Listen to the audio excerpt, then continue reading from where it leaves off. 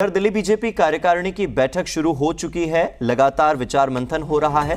कार्यकारिणी की शुरुआत में मोदी सरकार के 9 साल के कामों पर एक प्रदर्शनी का उद्घाटन हुआ है। यहां बैठक में राजनीतिक प्रस्ताव पास होंगे। बीजेपी का ये जन जागरण अभियान 1 महीने तक चलेगा।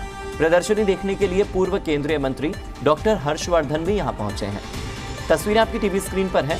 प्रदर्शनी की तस्वीरें आपको दिखा रहे हैं, जिसमें कि मोदी सरकार की अलग अलग योजनाएं जिनका फायदा खास तौर पर दिल्ली वासियों को हुआ है, वो प्रदर्शनी यहां पर लगाई गई है। कार्यकारिणी की आज एक महत्वपूर्ण बैठक है। 9 साल केंद्र की मोदी सरकार को पूरे हो चुके हैं और इस बैठक के अंदर 1 महीने तक यानी कि 30 मई से लेकर 30 जून तक 1 महीने का एक बड़ा मेगा कैंपेन छेड़ा जाएगा। केंद्र सरकार की प्रमुख योजनाओं को जन जन तक पहुंचाया जाएगा। जो सांसद हैं वो एक एग्जीबिशन यहाँ पर लगाई गई है, उसको देख रहे हैं और ये सारी जो योजनाएं हैं वो मोदी सरकार की तरफ से दिल्ली वालों के लिए लागू की गई हैं और इसका लाभ किस तरह से लोगों तक पहुँचाया जा सकता है और किस तरह से जो योजनाएं पूरे देश भर के अंदर बेशक लागू हैं लेकिन दिल्ली में उसका लाभ नहीं मिल पा रहा है, उसके प्रति भी लोगों को जागरूक किया जाएगा। डॉक्टर हर्षवर्धन हमारे साथ जुड़ रहे हैं, पूर्व केंद्रीय मंत्री हैं। डॉक्टर साहब, आप पूरी एग्जीबिशन आ रहे थे देखते हुए, ऐसी कई योजनाएं हैं जिसका लाभ दिल्ली वालों को शायद नहीं मिल पा रहा है। नहीं, लेकिन देखिए ये जो एग्जीबिशन है ये इस बात का प्रत्यक्ष प्रमाण है कि दिल्ली में हमारी सरकार ना होते हुए भी प्रधानमंत्री नरेंद्र मोदी जी की कितनी दरिया दिली है और दिल्ली के सर्वांगीण विकास के लिए हर क्षेत्र में डेवलपमेंट के लिए सैकड़ों हजारों करोड़ रुपया दिल्ली को दिया गया है। इस वर्ष के बजट में भी दिल्ली के लिए बहुत विशेष प्रावधान लगभग 1.5 लाख करोड़ रुपया रखा गया है और हर क्षेत्र में समाज जीवन का हर क्षेत्र इंफ्रास्ट्रक्चर से लेकर और आदमी का सामाजिक उत्थान करने के लिए आप देख रहे हैं हर तरह की स्कीम है और हर एक स्कीम के ऊपर दर्शाया गया है, फोटोग्राफ्स के साथ दर्शाया गया है और फोटोग्राफ्स के साथ साथ कितना पैसा खर्च हुआ वो भी दर्शाया गया है, उसका कौन लाभार्थी है वो भी दर्शाया गया है। इससे ज़्यादा आपको इस एग्जीबिशन से ज़्यादा बड़ा कोई प्रूफ नहीं मिलेगा कि how Narendra Modi ji works, how his government works, how committed he is for the people of Delhi. ये आपको इससे ज़्यादा बढ़िया नहीं मिलेगा। रिटर्न तो आपको डिस्क्रिप्शन बहुत मिलते होंगे, प्रेस नोट भी रोज़ मिलते होंगे, लेकिन इसको देखोगे आप तो आपको जो है, और ये हम आपसे रिक्वेस्ट करेंगे कि एक एक चीज़ जो यहाँ डिस्प्ले की गई है आप उसको शूट करिए और दिल्ली की जनता को, देश की जनता को दिखाइए कि मोदी जी खाली देश और दुनिया में ही भारत का नाम रोशन नहीं कर रहे हैं, वो दिल्ली के लिए कितना ज़्यादा कर रहे हैं। You can see that yourself. 2024 का डॉक्टर साहब काउंटडाउन एक तरह से शुरू हो चुका है। ऐसे में आज की कार्यकारिणी की बैठक से क्या उम्मीदें लगाई जा सकती हैं? हम तो 365 दिन जो है एक सा ही काम करते हैं। हमें 30 साल से हमने कोई इम्तिहान के लिए अलग से कुछ नहीं किया। ये तो काउंटडाउन वगैरह उन लोगों के लिए होता है जो साल भर कुछ नहीं करते, 5 साल कुछ नहीं करते। हमारे तो मोदी जी दिन और रात लगे रहते हैं। हम लोग जो है दिन रात काम करते हैं। हम लोग जो है कोई काउंटडाउन के हिसाब से काम नहीं करते हैं। कार्यकारिणी तो एक रूटीन प्रक्रिया है। कार्यकारिणी जो है वो ऐसा नहीं कि कोई काउंटडाउन है इसलिए कार्यकारिणी हो रही है, ये तो हर 3 से 6 महीने के अंदर होती ही होती है।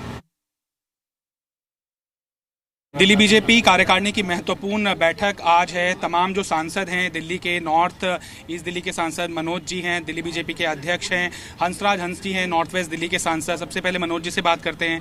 सर, इस कार्यकारिणी का इंटेंट क्या है, क्या मकसद है और आगे क्या रूपरेखा तय होगी इसके अंदर? देखिए, वैसे तो कार्यकारिणी एक सतत प्रक्रिया है, लेकिन ये कार्यकारिणी बहुत महत्वपूर्ण है क्योंकि जब केंद्र में नरेंद्र मोदी जी की सरकार 9 साल पूरे करने वाली है 30 मई को, उसके पहले ये कार्यकारिणी अब तक किए गए कार्यों का हमारा अपना भी समीक्षा होगा और आगे की योजनाएं बनाने में मदद करेगी। और जिस प्रकार से दिल्ली प्रदेश में छल हुआ है, ठगा गया है, दिल्ली के लोग आज वो कहते हैं ना कि खून के आंसू रो रहे हैं। गलियां वैसे ही बजबजा रही हैं, गलियां वैसे ही टूटी है, पानी वैसे ही गंदा है, जमुना जी वैसे ही गंदी हैं। हमारे भ्रष्टाचार की सारे मानक टूट गए अरविंद केजरीवाल के सरकार में, सारे मानक। और जनता त्राही त्राही कर रही है। गलियों में नशे का कारोबार हो रहा है, उसको दिल्ली सरकार संरक्षण दे रही है और एक तरफ उनका शीश महल बन रहा है। तो ये सारी आज हम लोग इस प्रदेश कार्यकारिणी बैठक में इन सारे मुद्दों पे आगे की हमारी रणनीति क्या होगी वो अपने प्रदेश अध्यक्ष वीरेंद्र सचदेवा के नेतृत्व में हम लोग आगे का योजना बनाएंगे। आपने प्रवास भी अपने इलाके में शुरू कर दिया है, कितना महत्वपूर्ण है कि लोगों को ये समझाना कि केंद्र की सौगात दिल्ली को ये मिली थी लेकिन शायद पूर्ण नहीं मिल पाई जो बाकी राज्यों को मिल पाई है। दिल्ली के गलियों में जाने पे पता चला कि इतना दर्द में है लोग कि हाथ रखते ही आंसू निकलने पर लग रहे हैं। और भारतीय जनता पार्टी इस समय जिस प्रकार से वीरेंद्र सचदेवा जी इसको आगे बढ़ा रहे हैं, हम दिल्ली के हर व्यक्ति को न सिर्फ उनके साथ खड़े मिलेंगे बल्कि उनका हक दिलाने के लिए ये लड़ाई बहुत महत्वपूर्ण है और हम इसको सही मायने में जनता के हक में लड़ेंगे और जीतेंगे, ऐसा विश्वास है। हर इलेक्शन चुनौतीपूर्ण होता ही है तिवारी जी, इस बार का इलेक्शन आपको लगता है कि ज़्यादा चुनौतीपूर्ण हो सकता है? एंटी इनकम्बेंसी भी है और साथ ही साथ संभावित अलायंस की भी बात है। नहीं, हमारा जो कुछ भी होगा हम चुनौती से कभी डरते नहीं, लेकिन ये चुनौती बहुत अच्छे से पार करें। सचदेवा जी, अध्यक्ष बनने के बाद ये पहली कार्यकारिणी की बैठक आपकी, कितना चुनौतीपूर्ण है एक संगठन को एकजुट रख पाना? और ये भी चुनौती है कि पिछले 2 इलेक्शन से 7-0 होता आया है, इस बार भी वही हो पाए। संगठन तो सब साथ में है, वो चुनौती नहीं है, हम कार्य का आनंद लेते हैं। हमारा प्रत्येक कार्यकर्ता अपने काम का आनंद लेता है और प्रदेश कार्यकारिणी एक सतत प्रक्रिया, जैसा मनोज जी ने कहा है, हर 3 माह में होती है। अपने काम की समीक्षा करना और आगे की योजनाएं बनाना। और जहाँ तक 7 सीटों की बात है, मैं निश्चित रूप से आपसे ये कह रहा हूँ कि भारतीय जनता पार्टी, दिल्ली की जनता संकल्पबद्ध है कि हम माननीय मोदी जी को 2024 में तीसरी बार प्रधानमंत्री देखना चाहते हैं। 7 सीटें जीतकर हम प्रधानमंत्री जी की गोदी में देंगे। पॉलिटिकल रेजोल्यूशन भी टेबल होगा, क्या कुछ उसका मजमून हो सकता है? क्या कुछ दिशा निर्देश कार्यकर्ताओं को मिल सकते हैं? देखिए, मैंने कहा पिछले 3 माह की समीक्षा होगी, आगामी योजनाओं पर चर्चा होगी, लेकिन 2 मुद्दे मूलतः हैं। माननीय प्रधानमंत्री जी के सफल नेतृत्व में जो 9 वर्ष हमारे पूरे होने जा रहे हैं, उनकी योजनाओं को लेकर 30 मई से 30 जून तक एक महाजनसंपर्क अभियान पूरे देश में चलेगा, तो दिल्ली भी उसमें अपना भूमिका निभाएगी। उसके साथ साथ दिल्ली में जो भ्रष्ट सरकार है और भ्रष्टाचार में आकंठ डूबी हुई सरकार केजरीवाल के नेतृत्व में चल रही है, उसके खिलाफ जो हमारा आंदोलन चल रहा है, उसको और ज़्यादा तेज गति से ले जाकर इस भ्रष्ट सरकार को उखाड़ने का काम भारतीय जनता पार्टी के कार्यकर्ता करेंगे।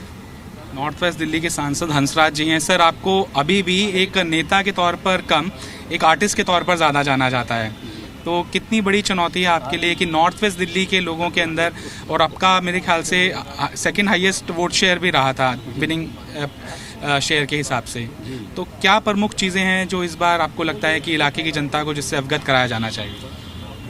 इलाके के सबसे पहले इस कार्यकारिणी में तो जैसे 9 साल शानदार माननीय प्रधानमंत्री जी के नेतृत्व में भारत को इतना अपलिफ्ट किया गया है, तो उसका थोड़ा एनालिसिस करेंगे, आगे क्या करना है।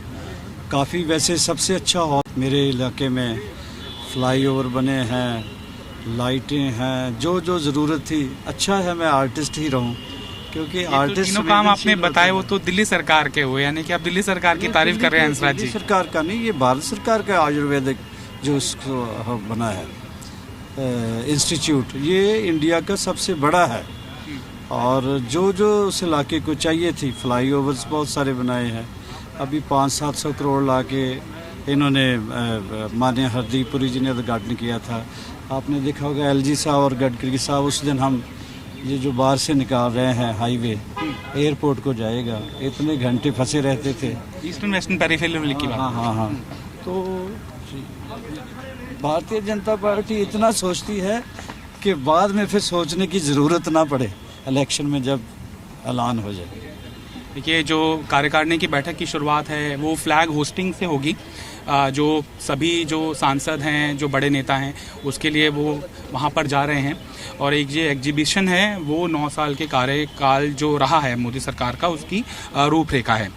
लिहाजा अध्यक्ष बनने के बाद ये पहली कार्यकारिणी की बैठक है वीरेंद्र सचदेवा की अगुवाई के अंदर जो हो रही है। इससे माना जा रहा है कि 2024 लोकसभा चुनाव का सीधा संदेश कार्यकर्ताओं में जाएगा।